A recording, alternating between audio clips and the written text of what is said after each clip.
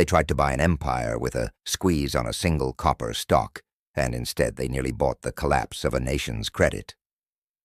What began as a small, vicious bet on United Copper in October 1907 turned, in a matter of days, into the loudest argument America ever had about who should control money. Private bankers or the public? Why did a corner on a curb market stock become the story that made America build a central bank?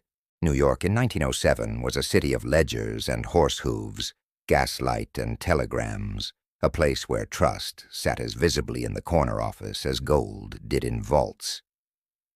Trust companies had grown faster than the old national banks, soaking up deposits and stretching credit into riskier places. That same looseness and the way these trusts mixed investments with deposits created a network that looked stable until one hand pulled the wrong thread. How fragile did that weave turn out to be when panic found an opening? The opening squeeze came from a family of Montana copper kings, the Heinzes, who believed they controlled enough shares of United Copper to force a short squeeze. Otto Heinze led the trade, thinking the market borrowed shares would have nowhere to go but back to the Heinzes at any price. The plan failed. United Copper's price crashed, and the losses radiated out from the Heinze pockets into banks and trust companies that had been quietly propping up those bets. A corner on a little curb stock had managed to blow a hole in the island of New York's finance.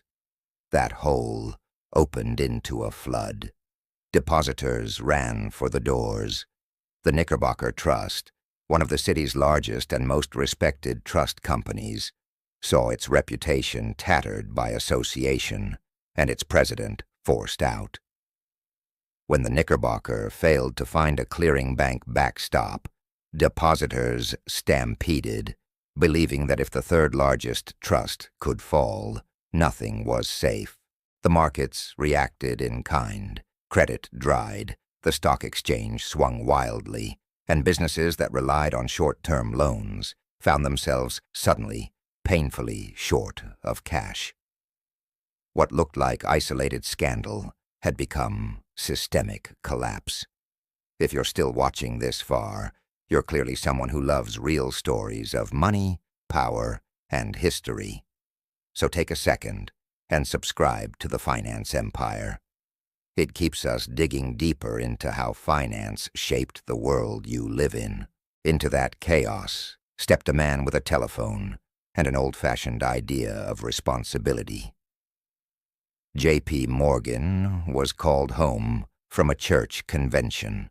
Within 48 hours, he had summoned the presidents of the city's major banks, the secretary of the Treasury, and a handful of industrial titans. Morgan and his associates organized a private syndicate to supply liquidity, literally lending the market the cash it needed to stay open. For roughly 3 weeks, this private coalition did the work a central bank would have done. They pooled reserves, propped up weak institutions, and acted quickly enough to stop a complete collapse. The ironic truth was blunt and public.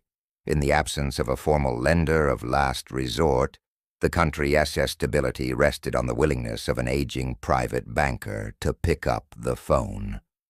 The image that followed the panic was cinematic and unsettling. Morgan's brownstone became an emergency war room. Bankers arriving there understood they were not merely attending a meeting. According to contemporary accounts, Morgan locked the doors of his library and kept executives there through the night until they agreed to a bailout plan. The meeting's drama was not theater. It was a forced negotiation to invent liquidity out of thin air. If the country's fate could be decided behind a closed door by men who had the power to sign checks, what did that say about democratic control of the money supply? Beyond the theatrics, the panic punched real holes in the economy. Industrial output fell sharply, imports contracted, bankruptcies rose, and unemployment climbed from around 3% to more than 8% in the year that followed. Small towns felt it as shuttered shops, and immigrant arrivals slowed as families reconsidered the safety of American opportunity.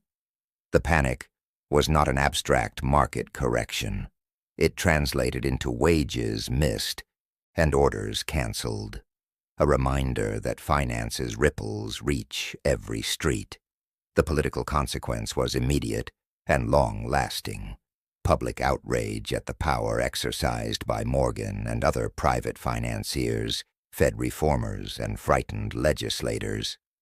Within a few years, the Aldrich Plan and the secretive Jekyll Island meeting would set the groundwork for a national system designed to do what Morgan had done in panic, but with public authority and institutional reach.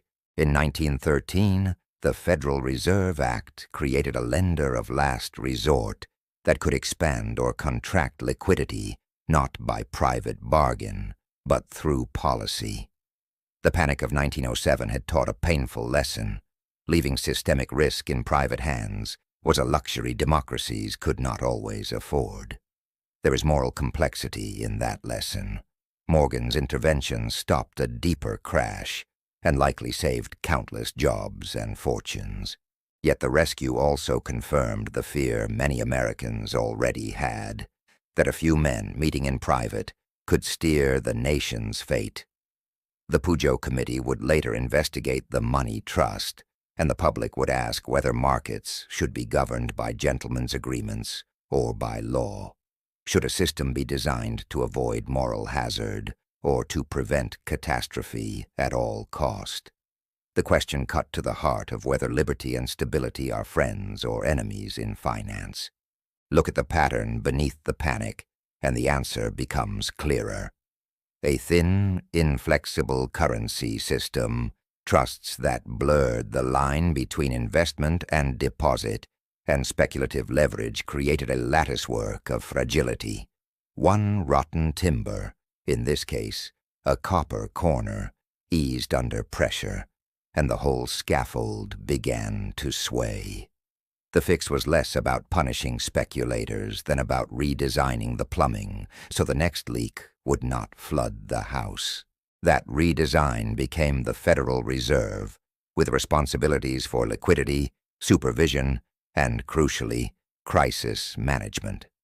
What did the country gain, and what did it trade away by putting the power of emergency lending into public hands? The story of 1907 should not be read as a single moral fable, or it is a mirror. Modern crises echo the same notes. Leverage that seems small until it is not, shadow banking that hides risk under friendly names, and the magnetic attraction of private profit when public risk is at stake. The differences are technical, but the human motives repeat: ambition, fear, reputation, and the desire to protect one's own. If history shows a single truth about finance, it is this: the system you build will reflect the values you accept. Will you design for transparency and buffers, or for speed and private discretion? We end where the story began, with a failed squeeze on a small copper firm, and a nation forced to decide how it would keep its money honest and its markets stable. The panic of 1907 was not a single bad day. It was a revelation that money, trust, and power are a political technology as much as an economic one, and that crises expose the seams we otherwise ignore. If that panic taught America anything, it was that the price of leaving systemic risk to private judgment can be paid in jobs, businesses, and public faith. What would you have trusted more then? A private syndicate meeting at midnight, or a public institution mandated and accountable to the people? If this shifted how you see the Fed and the fragile choreography of markets, there is more to explore. The panic of 1907 reads like a blueprint for both failure and reform, a short human drama that changed how a nation thinks about money. If stories like this make you see history differently, subscribe and stay with the finance empire.